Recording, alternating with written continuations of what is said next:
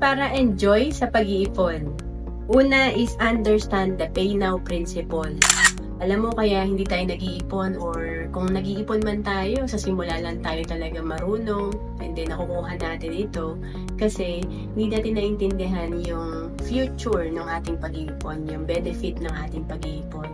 Kapag tayo ay nag-ipon ngayon, syempre naka-ready na tayo sa future natin and hindi na tayo mamumroblema or hindi tayo mababaon sa utang. Kasi pag wala tayong ipon, ang mangyayari niyan, syempre, kukulangin tayo, pagkapos tayo, mapapautang tayo. So, tandaan natin, mas maganda na ngayon tayo magbabayad. Ibig sabihin, ngayon tayo mag-iipon kesa pagtanda natin.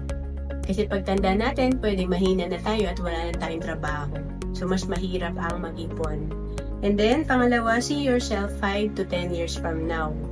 Sa umpisa talaga, lalo na sa first year ng pag-iipon mo, mahirap talagang gawin yan at mahirap din na ituloy-tuloy kasi nga, kailangan makita mo yung sarili mo 5 to 10 years from now na hindi ka nahirap sa pera. And then, pangatlo, make it a habit. Sa pag-iipon, hindi yan sa palakihan lang. Importante rin kahit maliit lang ang naiipon mo, kailangan consistent ka. Gawin mo tong habit kasi yung maliliit na halaga, pag ginagawa mo yan, sa 10 years, 20 years ay lumalaki yan at nagiging milyon. To know more about savings and investment, message mo na ako sa Roan Celis Capistrano.